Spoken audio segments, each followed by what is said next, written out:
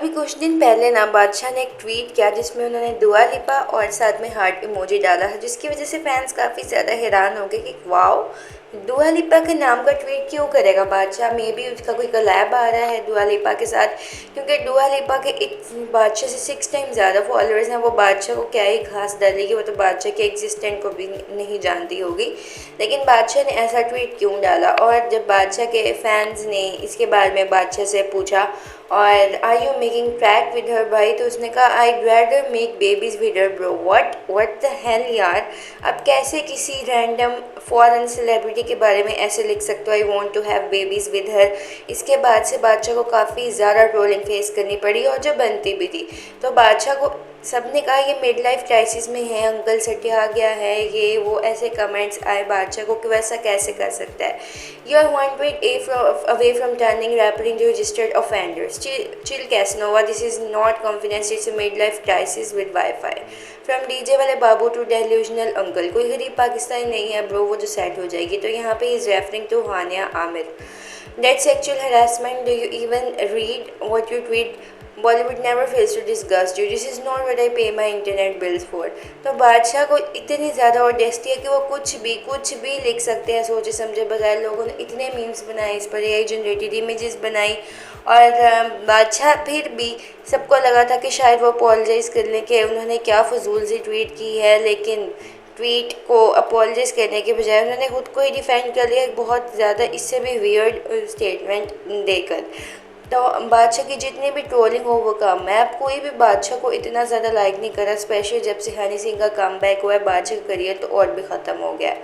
तो बादशाह ने कहा I think one of the most beautiful compliments that you could give to a woman that you really admire is to wish for her to mother of your children.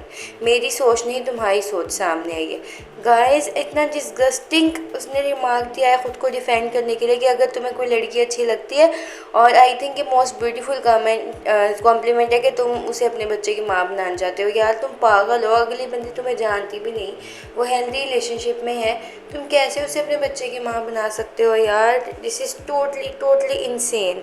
अब ऐसे comments तो आएंगे ना फिर कि तुमने वुमेन को baby making machine बना दिया, तुम छपड़ी हो, तुम्हें तो वो जानती भी नहीं है, तुम्हें तो वो कभी घास ना डाले। I am sorry, I am a woman and I won't want any man to come and give me this kind of compliment unless both of them actually feel something for each other. Is your brain in your knees or what? Or you will just say anything in the name of a compliment. तो ये सब backlash यहाँ पे बादशाह totally deserve.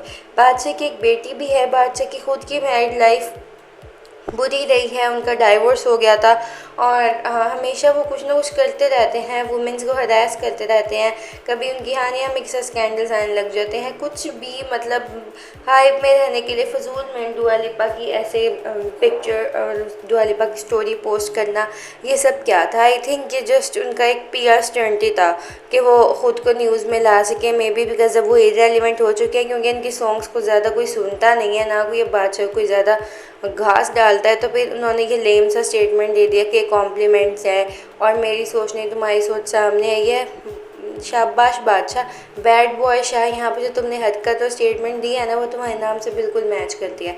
तो jasmine मासी नाम की लड़की से 2012 में इनकी शादी भी हुई थी। इनका रियल नेम अदित्य प्रतीक है, और ये इनकी लव मैरिज हुई थी। ये दोनों फेसबुक पर मिले थे, और फिर इसके बाद इनकी डेटिंग स्टार्ट हो गई थी। बादशाह ने हमेशा से अपने आप को लो प्रोफाइल रखा, उन्होंने अपनी लाइफ को बहुत प्राइवेट रखा, किसी को पता भी नहीं था कि उनकी शादी भी हुई है और उनकी एक बेटी भी है। लेकिन उनकी शादी ज़्यादा देर तक चल नहीं सकी थी। कपूर एंड सन्स की एक सॉन्ग था कर गई चुल, उससे बादशाह को फेम मिला था। उसके बाद सबको बादशाह का पता लगना स्टार्ट हुआ था। फिर इनकी शादी हो गई थी, और शादी के कुछ टाइम बाद इनकी बेटी भी हो गई थी, और रफ्तार ने फर्स्ट टाइम बादशाह को कॉन्ग्रेचुलेट किया था उसकी बेटी होने के लिए। और किसी को भी नहीं पता था कि उनकी बेटी है। रफ्तार के कॉन्ग्रेचुलेट करने के बाद सबको पता लगा था कि बादशाह की शादी भी हुई है और उनकी बेटी भी है। फिर 2020 में न्यूज़ आई कि इनकी डाइवोर्स हो गई है अपनी वाइफ के साथ। तो इनकी शादी ज़्यादा देर तक नहीं चल सकी थी। रिलेशनशिप स्टार्ट हुआ, देन कुछ टाइम बाद शादी हुई, देन कुछ टाइम बाद डाइवोर्स हो गई। तो ये सब काफ़ी जल्दी में हुआ। उसके बाद से वो सिंगल ही हैं, और इन्होंने बताया भी है कि इनकी शादी ख़त्म होने की रीज़न क्या थी। तो शादी ख़त्म होने की रीज़न सुन के आप हैरान हो जाएंगे। तो शादी ख़त्म होने की रीज़न थी बादशाह साहब की कल्चरल डिफरेंस। वाह, शौक लगा ना सुन के कि कौन सा बंदा है जो कल्चरल डिफरेंस के बारे में बात कर रहा है, जिसको कल्चर के बारे में कुछ पता ही नहीं है, जो बिजार स्टेटमेंट्स देता फिर रहा है रैंडम स्लैप्स के बारे में। वो कल्चरल डिफरेंस की वजह से अपनी वाइफ को डाइवोर्स कर देता है। तो उन्होंने इंटरव्यू में बताया था कि उनकी फैमिलीज को कोई प्रॉब्लम नहीं था दोनों की शादी से। वैसे बादशाह से कितनी छपड़ी वाइब्स आती है ना, बादशाह को मतलब बंदा ज़्यादा टाइम तक देख भी नहीं सकता, फेस से ही छपड़ी वाइब्स आना स्टार्ट हो जाती हैं। तो वापस आते हैं इस टॉपिक पर।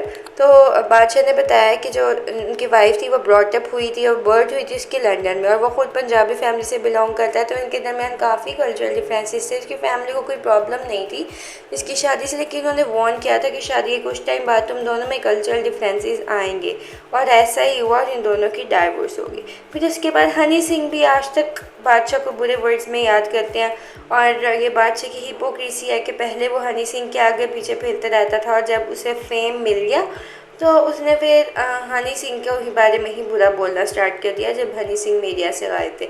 अब अपनी वीडियोस में वुमेन को सेक्सुअलाइज करना, ऑब्जेक्टिफाई करना, उनकी बॉडी के बारे में बात करना, क्लबिंग को, ड्रिंकिंग को नॉर्मलाइज करना, ये सब करने के बाद वो कल्चर की बातें करते हैं। ऐसे इंसान के मुंह से कल्चर की बातें भला अच्छी लगती हैं? अजीब अजीब सी टैटू और पता नहीं क्या क्या इनकी वर्डिंग होती है, इनके लिरिक्स होते हैं सॉन्ग के, ये तो सबको पता है, फुल सेक्चुअलाइजिंग लिरिक्स होते हैं। फिर उसके बाद ये कहते हैं कि मैं बहुत कल्चर फॉलो करता हूँ, तो कल्चरल डिफरेंस की वजह से मैंने अपनी वाइफ को छोड़ दिया। और फिर उसके बाद ये फिर ऐसी I would rather make babies with a random women, ये किसी फीमेल के बारे में ऐसी बात करें हैं। तो इनकी जितनी ट्रोलिंग की जाए उतनी ही कम है, लेकिन ट्रोलिंग से भी इनको एक तरह का नेगेटिव फेम ही मिल रहा है। So that's it for today's video, bye bye.